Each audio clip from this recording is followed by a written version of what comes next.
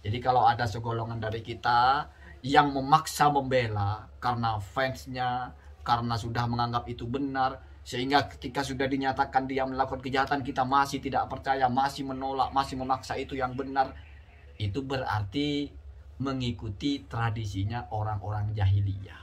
Dunia semakin parah. Mereka berebut kekuasaan dengan menjajah yang lainnya. Penguasa fokus kepada pengambilan modal saat kampanye. Para cendekiawan lebih tertarik memburu gaji ketimbang menyuarakan nurani. Para jomblo masih belum move on saat mantannya lebih bahagia dengan yang lain. Bagaimana pendapat kalian? Ada mungkin sekelompok orang yang berpikir bahwasanya konten-konten YouTube itu sebagiannya berasal dari kontainer atau YouTube kreator yang zolim. Mereka menebarkan kebohongan, mereka menebarkan pembodohan. Lalu korbannya ada juga YouTuber lain yang difitnah mungkin. Atau yang paling nyata-nyata adalah netizen yang tertipu, hal-hal yang tidak asli dianggap asli, orang-orang yang tidak sakti dianggap sakti. Tetapi pada kenyataannya, baik yang menipu, baik yang melakukan pembodohan, termasuk juga korbannya, adalah saudara-saudara kita. Di dalam ajaran ini, ajaran Islam maksud saya, kewajiban kita menolong bukan hanya kepada korban kejahatan, tetapi pelaku kejahatan juga harus kita tolong. Ada satu sabda Nabi yang diriwayatkan oleh sahabat Anas bin Malik. Qala Rasulullah sallallahu alaihi wasallam, "Unsur akhoka zaliman aw madluman."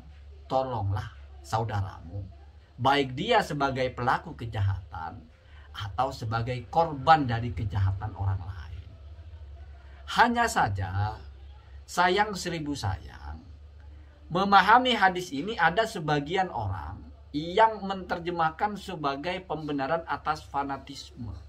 Ini dianggap sebagai pembenaran atas sikap membela membabi buta hanya karena itu adalah saudara, hanya karena itu adalah kelompok, hanya karena itu adalah masih satu ranah dengan kita.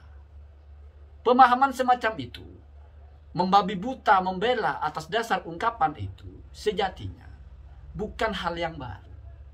Kenapa? Karena kalau kita membaca syarah hadis itu, dalam kitab Fathul Bari diulas bahwa awwalu man qalahu, orang yang pertama kali mengatakan unsur akhoka zaliman aw madluman itu, Jandab bin Al-Ambar, adalah Jandab bin Al-Ambar.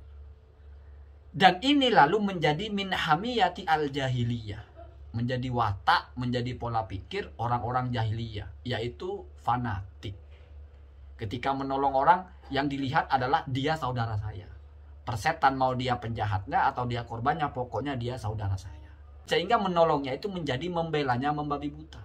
Kalau dia salah kita paksa benar-benarkan, kalau dia jahat kita paksa dengan berbagai argumentasi bahwa dia adalah tidak jahat. Itu pemahaman orang jahiliyah. Yafhamuna ala zahiri dzalikal qauli. Mereka memahami berdasarkan lafaz secara zahir. Sementara kalau hadis nabinya itu ada kelanjutannya. Qalu ya Rasulullah, sahabat yang mendengar bertanya, wahai Rasul, hadza nansuruhu madluman, fa kaifa nansuruhu dzaliman? Kalau saudara saya itu menjadi korban, ya kami tolong. Ini sudah sesuatu yang kami kerjakan, kami pahami. Bagaimana kami menolong orang yang zalim? Apakah sama dengan menolong orang yang dizalimi itu, membelanya? Apa sabda Nabi? Qala, Nabi menjawab, ta'khudhu fawqa yadayhi, kamu genggam kedua tangannya. Atau kalau dalam redaksi lain, takuffuhu. Atau dalam redaksi lain juga, ini kan banyak, jalur hadisnya banyak, bentuk-bentuk lafaznya kan banyak.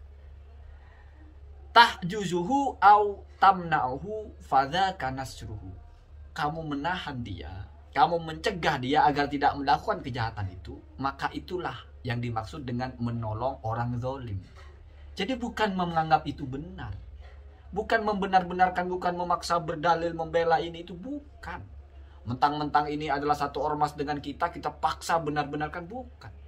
Mentang-mentang ini satu golongan, kita paksa cari pembenaran bahwa yang dilakukan bukan kejahatan, bukan seperti itu, bukan.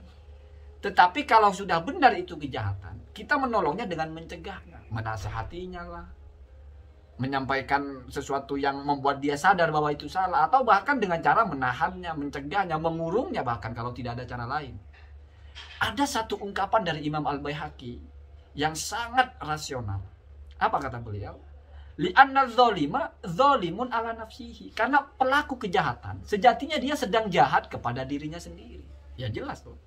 Kenapa? Karena kita memahami satu konsep bahwa orang melakukan keburukan akan mendapatkan balasan.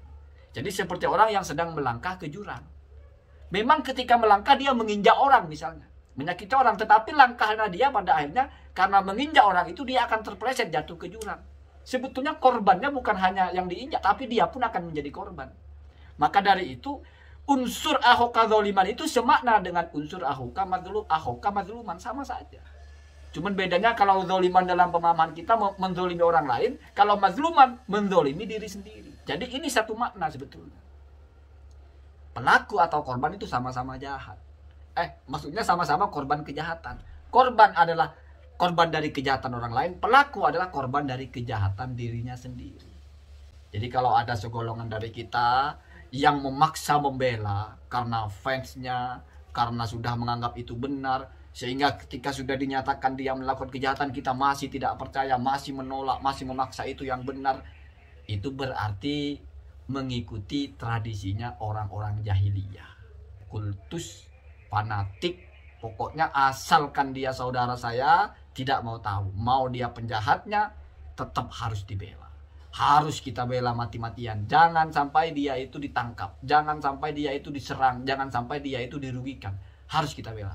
Itu pemikirannya orang-orang bodoh. Jahiliyah itu kan bodoh ya. Orang-orang konservatif, orang-orang yang cara berpikirnya tidak maju. Karena falsafah itu sudah populer di kalangan jahiliyah, maka Nabi membuat klarifikasi atau menyampaikan sabda yang secara umum dipahami, tetapi Nabi menyampaikan pesan, dan itu ciri khas Islamnya. Saya sampaikan satu nasihat yang terakhir, bukan nasihat, informasi lah. Tidak pernah dibenarkan kita membenci orang sejahat apapun, melaknat orang sejahat apapun. Kenapa? Karena innamal a'malu ala khawatimihi. Innamal amalu ala khawatimihi. Sesungguhnya yang dinilai dari perbuatan orang itu adalah bagaimana nanti di akhirnya. Ini penting sekali ya. Kita melihat orang setiap hari mabuk, setiap hari berzina misalnya, naudzubillah, tidak pernah sholat, tidak boleh kita benci dia. Dia belum mati. Ada kesempatan Allah buka hatinya, dia menjadi hamba Allah yang ahli ibadah, lalu Allah ampuni dosa-dosanya. Bukan tidak mungkin. Orang yang layak kita kutuk adalah ketika orang itu nyata-nyata mati tetap dalam keadaan berdosa, bahkan mati tidak membawa iman. Pertanyaannya, siapa yang bisa tahu seseorang itu mati membawa iman atau tidak? Karena kita tidak tahu, khawatir dia matinya husnul khotimah, maka jangan kita membenci, jangan kita melaknat, jangan kita mencela. Membenci kejahatannya boleh. Al-karohatu ala af'alihi boleh. Kita membenci perbuatannya boleh. La ala fa'ilihi, bukan pelakunya. Jadi kita benci sifatnya boleh. Kita benci perangainya boleh, bukan orangnya. Kenapa? Karena perangai, pelaku, sifat itu bisa kapan saja hilang, tapi orangnya tetap. Sama dengan seperti yang saya bilang, tembok berwarna merah, kita tidak suka warna merah boleh, tapi jangan benci temboknya, karena bisa jadi tembok itu nanti akan berubah menjadi berwarna putih kalau diganti catnya. Seperti itu ya, seperti itu. Semoga ada manfaatnya.